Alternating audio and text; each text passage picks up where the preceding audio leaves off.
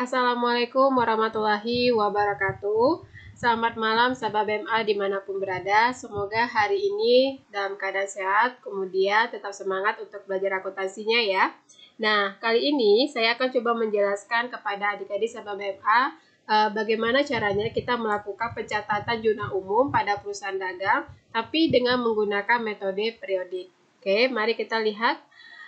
Di sini saya sudah punya satu contoh soal yang akan kita kerjakan, dan soal ini sudah terdiri dari beberapa transaksi ya sampai tanggal 27.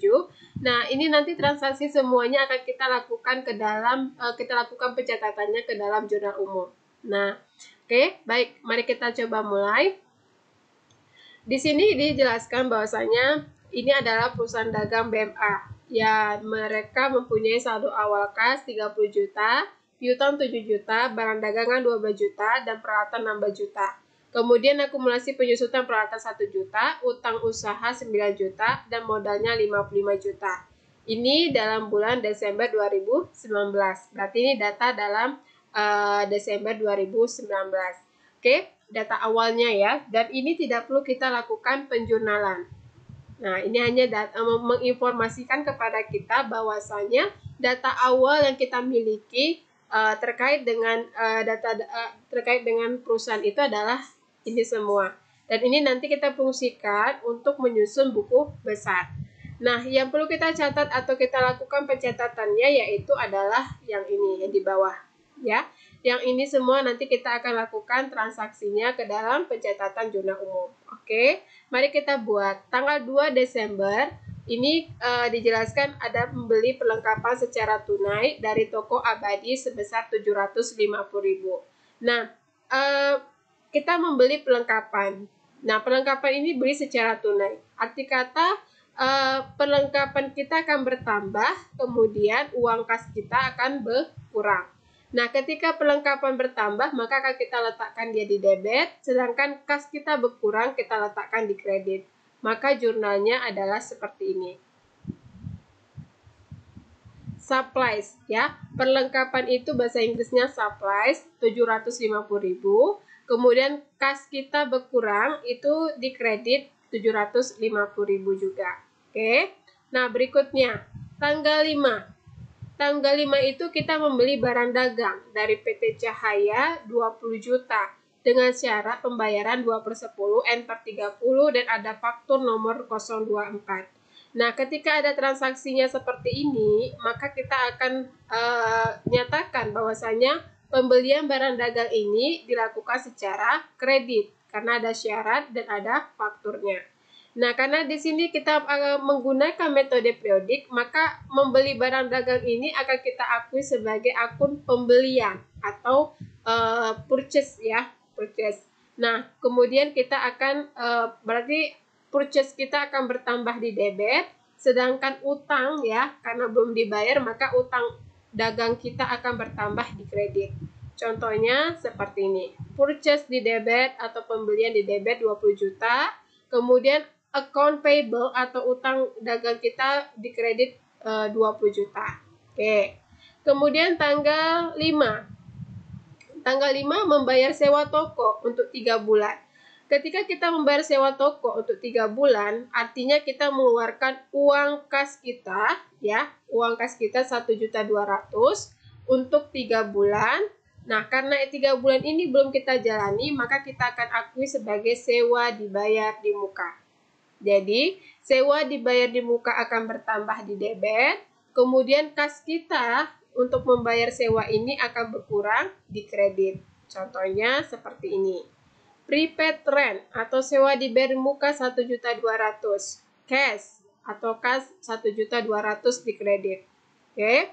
Kemudian berikutnya tanggal 7. Tanggal 7 kita menjual tunai barang dagang kepada toko sehat. Ketika kita menjual barang dagang secara tunai, maka yang kita peroleh adalah kas.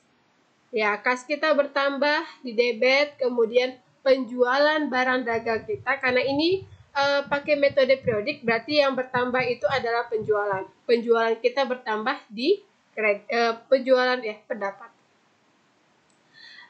Kas kita bertambah di debit 5.500.000, kemudian nanti akan bertambah juga penjualan kita 5.500.000. Ini dia. Kas bertambah 5.500.000, sales atau penjualan bertambah di kredit 5.500.000. Oke. Nah, kemudian tanggal 12 menerima komisi penjualan 700.000. Ya, menerima komisi penjualan 700.000. Artinya kita menerima uang kas sebesar 700.000 atas penjualan, ya, atas pendapatan komisi kita yang telah berhasil menjual. Ya, menerima komisi penjualan. Ya, penjualan suatu barang mungkin ya, kemudian kita akui sebagai pendapatan komisi. Maka di sini akan kita buat kasnya bertambah 700.000, commission revenue atau pendapatan komisi kita buat 700.000 di kredit. Oke.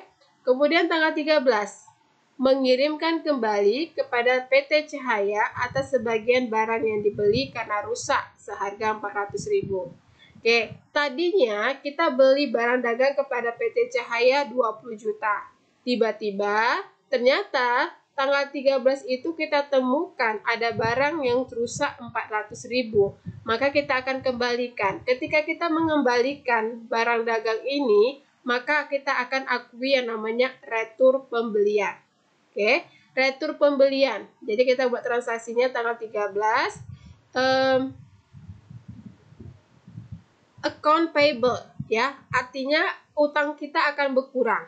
Berarti utang berkurang di debit 400.000. Kemudian muncullah purchase return atau retur pembelian.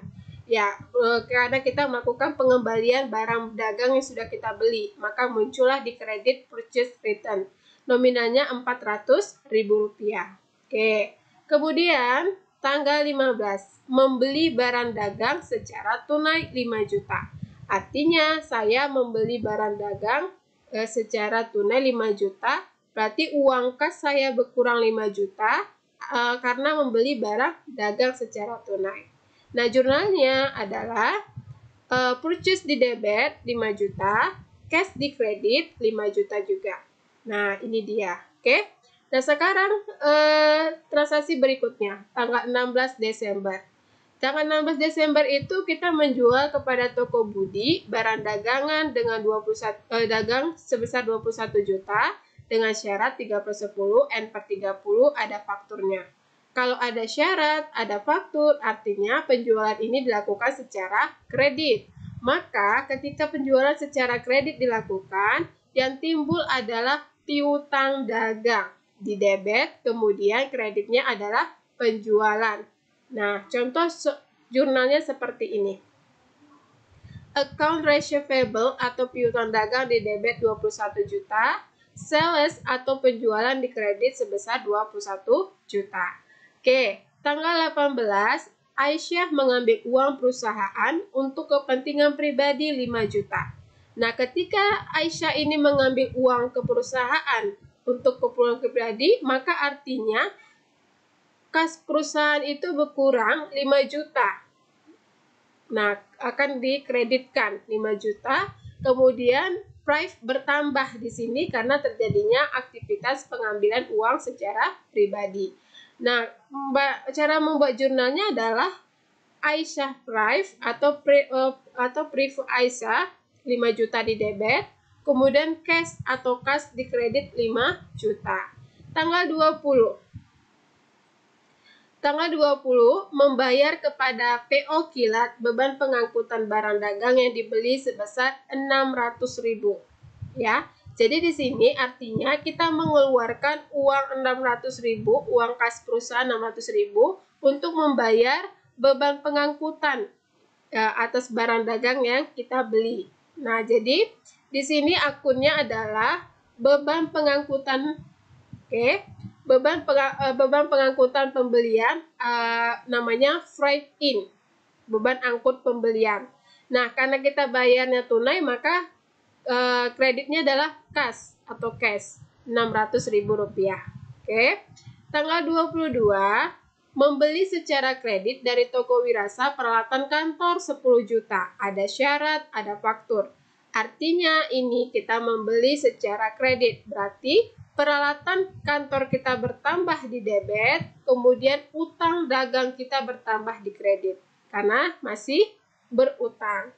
Nah, dia artinya debitnya office equipment atau peralatan kantor, kemudian account payable atau utang dagang sebesar 10 juta.